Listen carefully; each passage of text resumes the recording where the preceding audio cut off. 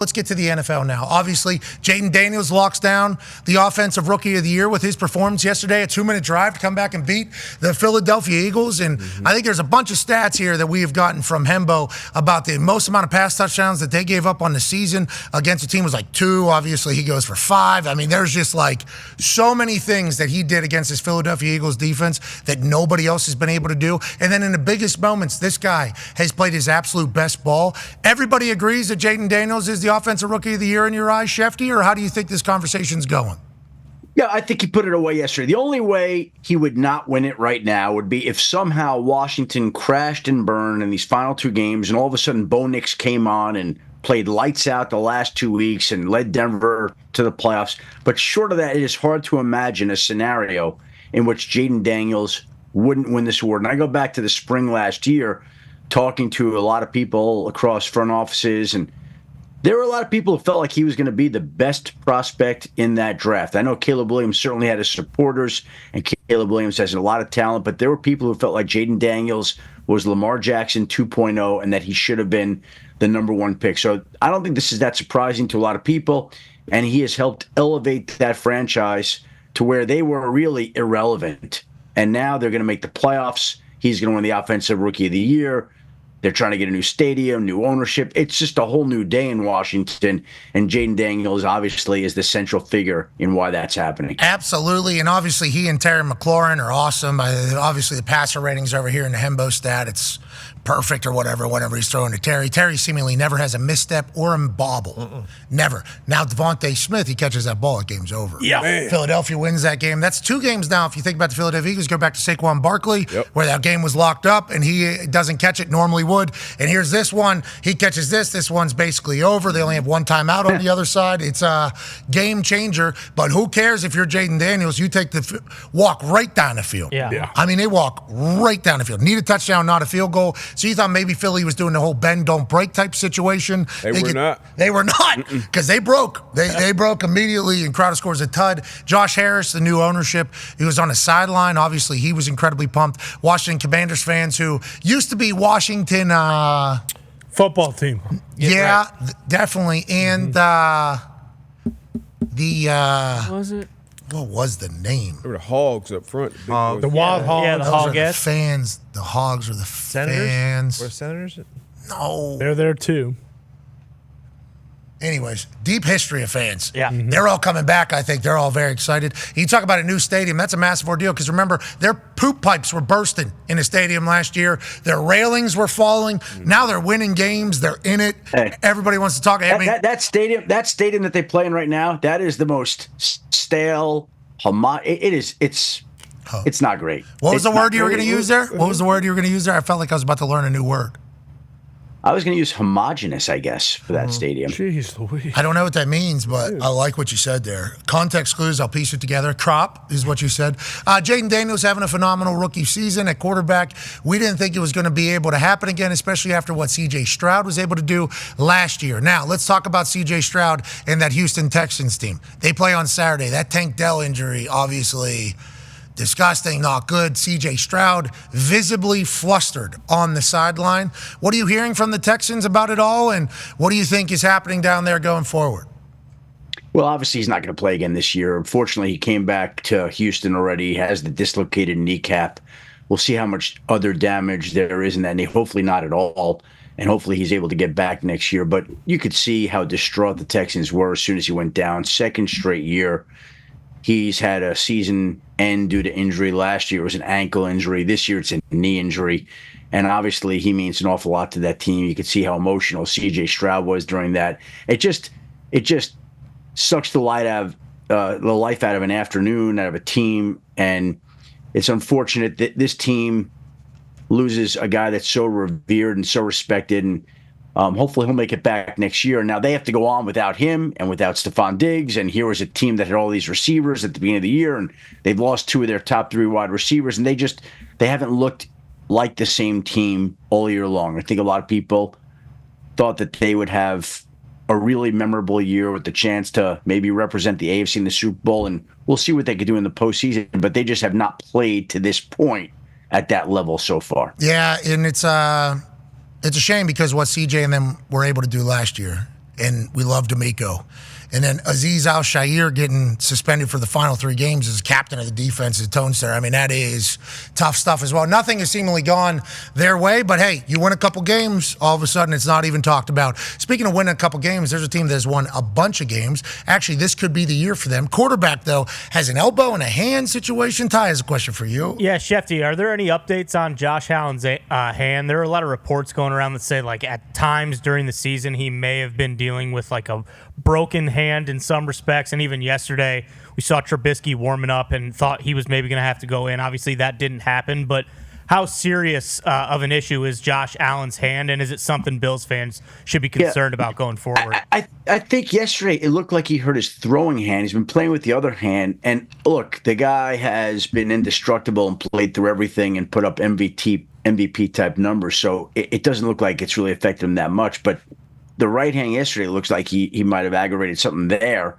But he doesn't come out. He doesn't miss time. There's always, with him, he plays a different style than anybody else. He's running around. He's exposed. I'd be surprised if he misses any time, but Josh Allen has had a rough go of it this year and taken an awful lot of physical abuse here. Did I read it right? It was something elbow that was like a nerve thing that shot to hand, like funny bone type situation, not too humorous. Shot through his hand and he couldn't feel his hand. Yeah, he said he couldn't grip the ball. That's why they thought Trubisky was going to have to go in. But then to get the ball back after a certain time where he was getting feeling back in his hand. And the thing about it, though, is they could probably do an entire drive with Joe Brady in that offense where he just takes a snap and runs it, holds it in his left hand, and they would probably be able to have success with it. That's how dominant Josh has been this year, and it's like, I think the Patriots had a great game plan. Oh, yeah. I think the Patriots played very well. Buffalo Bills, I think, needed that a little bit after the buzzsaw that they had been for a few weeks. Excited to see who ends up going and who ends up slowing as we kind of get to the tail end. Could be the year for Josh. Tone has a question for you. Yeah, Schefter, I wanted to ask you about Christmas Day. I believe you said George Pickens has a chance to go coming out of this weekend's games. Was Mahomes all right? Did he re-aggravate? Was TJ good there? I believe Steelers may also get Deshaun Elliott back. They may get Dante Jackson back. What's the situation like for Christmas? Do you know? Yeah, it sounds like they will get some of those parts back, most notably George Pickens. It sounds like they have a realistic sense that he has a chance to be back there, which would certainly help the offense. And look, their season's on the line here. Division's at stake. I think that they had, hopefully, that game in mind the entire time for Pickens to come back for some of these other guys. Mahomes, you know, what's interesting about Mahomes is that he seems to play better when he's hurt like this. There's almost this sense where he has to stay in the pocket, and he did run around Saturday some, but when he's staying in the pocket and he's focusing on not having to aggravate that injury, risk himself any further, it almost feels like his play is elevated. And if you look at some of his stats and numbers, while he's played through some of these high ankles, he's played very, very well. And it seems like it locks him in, and he gets even tougher, and that's saying something because you're talking about a guy that's at top level anyway. But he seems to play some of his best football when he's beaten and battered like that. Yeah, and we're showcasing him running here to showcase that he can still do that. But when he's beaten and battered and not choosing to extend every single play, everything has to work on timing, which he has the ability to do, and Andy Reid has the ability to draw up those particular plays. I think they lock in more on that on the weeks where he might be a little bit banged up. He also might have the loosest joints of anybody. He goes from a sprained ankle to being able to play when other people would be a couple weeks. And we know that they're real because we saw him on quarterback with the scans and everything. Yeah, exactly. He's just one tough son of a bitch. That's Patrick Mahomes football. And that's why we're lucky he is currently the guy in the entire thing. Speaking of the guy in the entire thing, let's go down to the Big D. Darius Butler has a question for you. Yeah, Big Mike down in Dallas. Now, their team, Cowboys, were eliminated before they even kicked off, but played their asses off. Got a big win on prime time. Everybody's talking and running and showing, some of the clips with him and Jerry Jones post-game. Big Mike safe. Obviously, there's been a lot of conversation coming into this year without him having an extension beyond this year. Anything you're hearing out of the Cowboys camp? Look, we've heard player after player come out and support Mike McCarthy. We've heard Jerry Jones support Mike McCarthy. And now they've won 4 of their last 5 games. The only one they didn't win was that weird special teams play against the Bengals. they're rolling along here. They're playing pretty good football. And yes, they're out of it, but I think that's even more of a credit to Mike McCarthy and that organization that they've played as hard as they have, losing some of the players that they have to injury. When I watched them last night, I mean, they were bringing it. Like, they were. That looked like a playoff game for those guys. It was very impressive to watch how they played Tampa last night. All out, all effort. And I think Jerry Jones recognizes and appreciates that and knows the type of coach that he has in Mike McCarthy. And they're playing hard right now for this guy. And we know how they feel about him. And so his contract's up. So, look, it's going to be addressed one way or another. But I don't think right now it would surprise anybody if they brought him back again. Again, up until this year, they had won 12 games in each of the past 3 years, fell short in the playoffs. I mean, you could make a change, but it's not easy to come up with a coach like Mike McCarthy. I believe Jerry Jones said after the game, the way Mike's got these guys believing they're playing in the Super Bowl every week is certainly a testament to him and his coaching and everything. And I think that's what he was punching him in the chest there in the locker room. He was saying, listen up, Fatso. I thought this team was going to quit on you, and instead these boys are playing hungrier than ever. I am nothing short of impressed at you Yinzer. And I think if you talk to anybody that's ever played for Big Mike, they all love him. Yeah. Everybody, AJ, Aaron, everybody that played for him back in the Green Bay days, they still love everything about him. He's a Pittsburgh guy. How could you not? He loves ball. He does love ball. But CeeDee Lamb, I'd like to say, he's got a banged up shoulder. Oh, yeah. Yeah. Him getting tackled with his arms down, with the ball slammed in there, easy tap out moment. Had a couple big plays already. Yeah. Could have said, I'm trying. I tried. I did my thing. He comes back out, makes even more plays, scores. It's like that is good news for the culture that is in Dallas that I thought was lost. I thought Dallas was lost. I thought they need to do a complete flip of the culture. Him, Micah playing. I mean, you talk about everybody that is bought in down there. Obviously a testament to Mike McCarthy and the culture that they have, but also the players that I thought were not like that. Yeah. I thought it was the complete opposite of that. Yeah, we talk about it all the time at this point in the season when you are eliminated, when you aren't expected to make a playoff run. You know, a lot of people start to opt out and get surgeries. And look, everybody's banged up and hurt, and a lot of guys are playing through certain things. But for them to come out and play like they're playing, and you mentioned it, starting from the top, like CD just got, 35 a year, come right before this season, and he's out there gutting it out with that shoulder. Micah Parsons coming back from that injury, still setting the tone up front, just up and down this roster on both sides of the football, playing their asses off for their coach. And they're coming out publicly backing their coach, shoot a quarterback, defensive end. So that's great, I think, for Big Mike from the outside looking in. Especially with how Tampa was playing. Like, this Tampa team goes into L.A., does whatever the hell they wanted to. Yeah. So for Zimmer and his defense. It's a huge game for Tampa. Huge. Control their own day. Huge game for Tampa. Let's talk about the other team that's dancing with Tampa down there in the NFC South. Obviously, storylines in abundance. Connor has a question for you. Yeah, huge game for Atlanta, too, Schefty. Obviously, they win in Penix's debut. He plays pretty well, throws an interception. If Kyle Pitts had fingers, there's a chance he doesn't. But what do you think about that entire thing? Is Kirk Cousins, it was reported they're just probably going to cut him, and they're already done with Kirk. Is that how that's going to go? And how confident do you feel like they are in Penix? Because obviously there was a report that, Zach Robinson, the OC, said, hey, we all felt very strongly about this decision one way.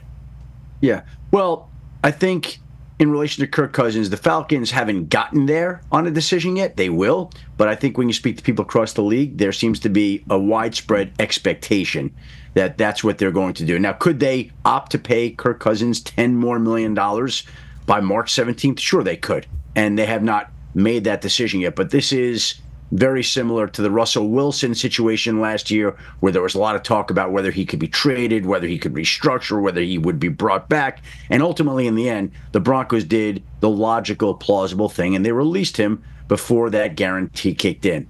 And I know that the number with Kirk Cousins is much smaller, but that is the sense from most everybody that I've spoken to, that that's what will wind up happening.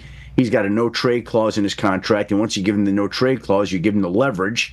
So he's not going to, it would surprise me if he signs off on any trade. So the widespread expectation is that they'll wind up releasing him before March 17th. Now, they believe that going to Michael Penix Jr. now is going to jumpstart this team, and he's looked like a really impressive quarterback in practice, running scout team, and Kirk Cousins was tied for the league lead in lost fumbles, had led the league in interceptions, and they wanted to get away from the turnovers. They wanted a new spark, a new energy. Again, I think it's asking a lot for a rookie quarterback to come on in the final 3 games of the year, but they got exactly what they needed yesterday, and now they are back to controlling their own destiny. Going into Washington, big Sunday night game, 2 rookie quarterbacks, and if the Falcons and Michael Penix Jr. can figure out a way to win that game, then you have to think they're going to win the division, and the move is going to look like it was a big success. Boom, that's what and they're going to come out here. Yeah, they're going to come out here on top. Like Tampa, by losing last night, gave Atlanta control of its own destiny again. Agreed. So let's talk about it. Do you think they're going to look back at the draft after they gave $130 million to Kirk Cousins and then draft Penix with the 8th overall pick? And obviously, we all had our reactions. We all did. We were a part of it going, why would you? Kidding me? Kirk hasn't even been in the building yet. He hasn't even won over the chef yet. And now you're giving a number 8 overall pick to a quarterback. They're going to be jousting for credibility and trust within that building immediately together at the same time. Why would you do that? That just seemed like everybody's reaction was that. And then Raheem Morris, I think, said that we had a plan. Well, this is what we wanted. Do they feel like this worked out exactly how they thought it could? Now, would they have hoped that it would have gone another year maybe or into next season this took place? But Penix came out and talked about how he watched and learned from Kirk, how to talk to his teammates, how to operate in the locker room, how to be a pro. Are the people in Atlanta saying this is exactly why we did what we did and we'll eat $65 million or whatever the case is, no matter what? Well, I don't know if they're saying that it played out exactly the way that they talked about it. And they themselves have talked about that there was a plan. I don't believe the plan was, okay, let's go to Michael Penix with 3 games left in the season. They have talked about how the plan was to get ready Michael Penix for the 2025 season and to make sure that they didn't do anything to impede his development and to grow him into the type of quarterback that they believe he has the potential and the chance to be. I think that they felt like with the way Kirk Cousins was playing, with all the turnovers, that they had to accelerate that plan and go to Michael Penix Jr. sooner than they wanted or expected. But they'll be saying this is why we did this, is what they'll say, you think? Yeah, well, it worked out. It did. Great yesterday. They're going to be dancing. There's still 2 more weeks left. Let's see how it goes then. But I don't think that they planned to give Kirk Cousins the money only to have to give away that job after 14 games. I don't think that was the plan. Yeah, but this is where they're at, and they're trying to adjust and adapt and make sure that they capitalize on this season that they've had so far. So they expedited the entire process a little bit. This was probably supposed to come next year at some point if Kirk ever had struggles, or after next year whenever Kirk's guarantees were kind of done in this entire thing. Now it just happens to come in a very pivotal time, and you would hope that that was enough time for a rookie, to learn behind a pro. Jayden Daniels didn't have an opportunity to do that. He's been playing great. Did have a moment there where he was kind of down, but he's been able to bounce back up. Bo Nix got dropped right in there, had some bad time, was able to get in there. If you sit behind a vet and then get dropped in, you're expected just to go. You're expected just to go. I mean, that is kind of the whole thought. Hopefully Penix is able to do it. Obviously, they get a big-time win. And our issue with it was never about Michael Penix, and it was never about on the field. People being like, oh, is everyone going to take this back? No, it was never about Michael Penix being on the field or whatever like that. It was because you paid Kirk Cousins all that money. This was a stupid move front office wise. They're still going to they're on the hook for all this money. It was no, it worked out perfect. They could come out and say, this worked. We won the NFC South, so I don't know what to tell you. And we got a quarterback for the future. Boom. And we're going to move on. Obviously, I hope that is the case for them because it was loud on draft night. Now, speaking of a decision involving, a quarterback at the same exact place Kirk was, D-Butch has a question for you. Yeah, talking about a plan up in Minnesota. We all thought or see it as the plan was to bring Sam Darnold and kind of be the bridge quarterback for J.J. McCarthy to take over. Sam Darnold's had a phenomenal year, winning 13 games now with the Minnesota Vikings, playing great. Have you been hearing anything, I guess, since yesterday about maybe that decision already been made, or Sam Darnold kind of, holding him hostage at this point with how well he's playing? Well, this is going to continue to become a interesting storyline. And to date, the Vikings and Sam Darnold haven't had any discussions aimed at a long-term contract extension. I think that they figure, let's let the season play out. Let's see where it goes. But with every week that Sam Darnold continues to play like this, you just look at the quarterback market this offseason. I can count right now, minimum of 7 teams that are going to need a new quarterback for next year. 7. There are, in this upcoming draft, two quarterbacks that I think teams feel very strongly about in Shedeur Sanders and Cam Ward. Two of those quarterbacks will go to two of those teams. That leaves us with 5 teams with major quarterback questions. There aren't enough quarterbacks to satisfy all the teams that have a quarterback need. So much money. Sam Darnold's going to get so much money. Which is why that plays right into Sam's bargaining power. And so the question becomes is how much will he command on the open market? What will 50. some team be willing to commit to him? And then Minnesota has to make a decision. Okay, well, do we want to go commit to this guy? I think there's going to be some, let me say this. I think there's going to be some intriguing scenarios out there for Sam Darnold. Yeah, I'd say, especially with he just won for 246, 3 tuds. Also, by the way, 11 rush yards if you need him scamper. Now, I think I echo the sentiment that Dan Orlovsky has said needs to stay in the same offense. We found what his offense should be and where he thrives. So who knows how many of those quarterback opportunities are going to be there. But with the way they're paying quarterbacks that have not had good years and never played just based on promise, it's like Sam Darnold's still young. Sam Darnold has showcased a lot of promise. He might get 45, 50 million a year somewhere. 50 a year. Third quarterback ever in their first year on a new team to win 13 games. Peyton Manning, Steve McNair, and then him now with Minnesota. So much money. Unbelievable. So much here's the interesting thing, too. If you're the Vikings and you drafted and believe in J.J. McCarthy. Yeah, you can't pay him 50 a year. How high are you willing to go for Sam Darnold to keep him? Do you want to just run it back with him? Do you want to compromise your cap like that, or do you want to turn? Do you believe in JJ enough? Have you seen enough to turn it over to him right now? It's a really interesting decision that they're going to have to make here. And Kevin O'Connell can draw plays and make people open, and Justin Jefferson is always open. But there was a couple throws Sam Darnold put to Justin Jefferson in. That back shoulder in between two guys, spin touchdown. I mean, it was filthy. It was phenomenal. Sam Darnold is a guy. He is a howitzer. He is a cannon. Everything they thought Sam Darnold was going to be, he has become quick. We have about 40 seconds here before a hard out. What do we need to think about for tonight, inactives-wise, as we pick our gambling picks? Jordan Love is playing at the highest level that he's played at, according to Matt LaFleur. The Saints are going to start Spencer Rattler. Their quarterbacks coach has had the Saints quarterbacks in a freezer this week going through plays in the cafeteria. Put them in the freezer there so they can get ready for the conditions tonight in Green Bay. Josh Jacobs is rolling along. The Packers can clinch a playoff berth if they win tonight and beat New Orleans. I think it's going to be a tough spot for New Orleans to go into in Green Bay where it's freezing, snowy, and to try to find a way to win. We appreciate the hell out of you. Happy birthday, brother. We'll see you next week. Thank you, guys. Appreciate you all. Happy holidays. Happy New Year. Happy Hanukkah. Merry Christmas. Happy New Year. That's Adam Schefter. Happy We're back. Festivus, too, Pat. Happy Festivus, too. For the rest of us. See you then.